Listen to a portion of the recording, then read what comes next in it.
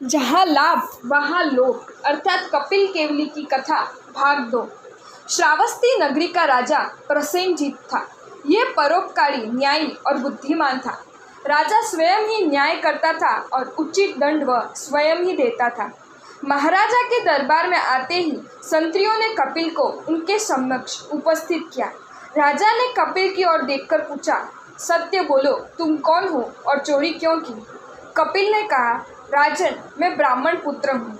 यहाँ इंद्रदत्त पुरोहित के पास विद्याध्ययन करने के लिए आया था। उनकी अनुशंसा पर शालिभद्र सेठ के घर भोजन करता था। वहाँ एक दासी के साथ मेरा प्रेम हो गया और इस समय उसके लिए ही 2 मासा स्वर्ण प्राप्त करने के लिए निकला था। मार्ग में मुझे चोर समझकर संतरियों ने बंदी बना लिया। राजा कपिल की सत्यवाणी सुनकर बड़ा प्रसन्न हुआ और बोला, ब्राह्मण पुत्र, तुम जो मांगोगे मैं वह दूंगा। मैं तुम्हारी सत्यता से अत्यंत प्रसन्न हुआ हूँ। कपिल के मुंह से निकला, राजन, क्या मांगना है उसका विचार करके कहूँ तो? राजा ने कहा, कोई बात नहीं, विचार करके मांगो। कपिल राज दरबार के पीछे अशोक वाटिका में जाकर सोचने लगा। मनोरमा ने 2 मासा स्वर्ण मांगा है, परंतु उसका भरोसा थोड़ी है कि वह फिर स्वर्ण के आभूषण नहीं मांगेगी, और जब वह मांगेगी तब कहाँ से लाऊंगा? अतः राजा के पास 100 मासा स्वर्ण ही मांगूंगी। निश्चय करके जाने लगा तो विचार आया कि मनोरमा सेठ शालिभद्र के घर रहती है। कल यदि सेठ उसे निकाल दे और घर बसाना पड़े तो 100 मासा स्वर्ण से क्या होगा? राजा प्रसन्न हुआ है तो फिर 1000 मासा स्वर्ण का क्यों ना मांगा जाए। कपिल 1000 मासा स्वर्ण मांगने का निश्चय करके खड़ा हुआ। 2 कदम आगे चला तो विचार आया कि ये तो गृहस्थी है, कल बाल बच्चे होंगे, सबका काम 1000 स्वर्ण मासे में थोड़ी ही पूर्ण होने वाला है। यदि मांगना ही है तो 1 लाख मासा ही मांग लूँ, परंतु ये तो मैंने अपने स्वार्थ की ही बात की है। राजा प्रसन्न हुआ है तो परिवार, संबंधियों, स्वजन स्नेहियों को भी कल्याण क्यों न करूँ, और उसके लिए तो 1 करोड़ मासा हो तो ही ठीक रहेगा और मांगना भी उचित गिना जाएगा। कपिल का मन लोभ में आगे बढ़ा और सोचने लगा, ये सब तो ठीक है, परंतु गांव में 56 करोड़पतियों का कहाँ अभाव है। हम मांगेंगे तो भी नगर के बड़े धनी तो नहीं ही गिने जाएंगे ना। मांगे तो फिर कम क्यों मांगे? तो क्यों ना राजा का आधा राज्य ही मांग लूँ, ताकि अन्य कोई बराबरी करने वाला ही न रहे। राजा आधा राज्य प्रदान करे तो भी वह अपना तो ऊपरी ही रहेगा। तब क्या मैं संपूर्ण राज्य मांग लूँ? कपिल को राजा बनूंगा, ऐसे सुख की लहर आई, परंतु पल भर के लिए गहराई में उतरने पर उसे विचार आया और अपनी आत्मा को संबोधित करके बोल उठा, अरे कपिल, तुझे आवश्यकता थी केवल 2 मासा स्वर्ण की, और तू बढ़ते बढ़ते संपूर्ण राज्य लेने के लिए तत्पर हो गया। जिसने तेरे साथ सद्व्यवहार किया उसे ही तू बर्बाद करने पर तुल गया। क्या ये तेरी मनुष्यता है? लोभ का कोई अंत है? ये तो दावानल तुल्य है, बढ़ता ही जाएगा। उसमें ज्यों ज्यों ईंधन डालोगे त्यों त्यों उसकी ज्वालाएं उठती ही जाएगी। उनका शमन तो जल छिड़कने पर होगा। लोभ रूपी दावानल के शमन के लिए संतोष रूपी जल की आवश्यकता होती है। कपिल का मन राजा की संपत्ति पर से उतर गया और साथ ही साथ 2 मासा स्वर्ण की लालसा भी शांत हो गई। उसे अपना भूतकाल स्मरण हुआ। माता ने मुझे श्रावस्ती विद्यायन हेतु भेजा था। इंद्रदत्त ने मेरे अध्ययन के लिए भोजन की व्यवस्था कर दी। मैं माता से विश्वासघात करके विद्याध्ययन के बजाय विषयाध्ययन में लीन हुआ।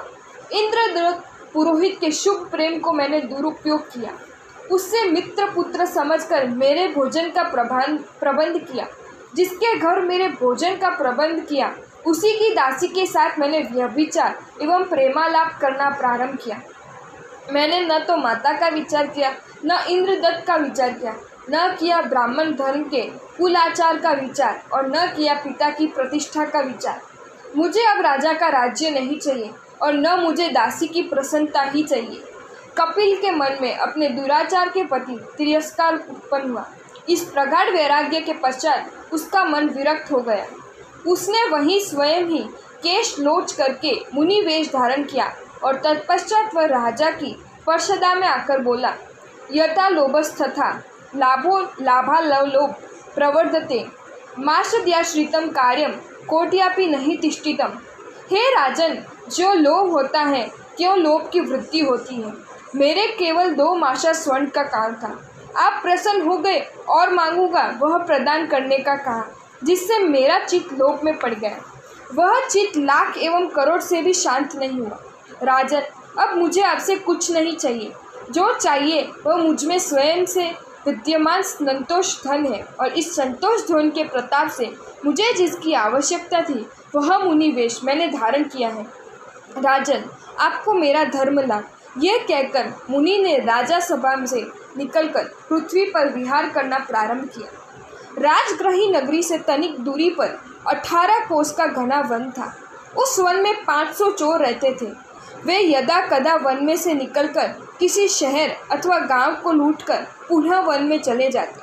कपिल मुनि ने शपथ श्रेणी में चढ़कर 6 माह में केवल ज्ञान प्राप्त किया, और उन 500 चोरों को प्रतिबोध देने के लिए वे वन में प्रविष्ट हुए। दूर से चोरों ने उन्हें आते देखा और वे उन्हें अपनी पल्लीपति के पास ले गए। पल्लीपति ने कहा, महाराज, आपके पास क्या है कि हम आपको लूटें? हम सब एकत्रित हुए हैं, तो आप थोड़ा नृत्य करें और हम तालियां बजाकर वाद्य यंत्र बजाएं। चोर ताली बजाने लगे और कपिल केवली ने नृत्य करते करते ये ध्रुव पद ललकारा। अनित्य, अस्थिर एवं दुखमय संसार में मैं कौन सा कर्म करूं कि जिससे मेरी दुर्गति न हो। कपिल केवली एक के पश्चात एक ध्रुव पद ललकारते रहे। वे समस्त 500 चोर व्याकुल हुए और केवली से संयम ग्रहण किया।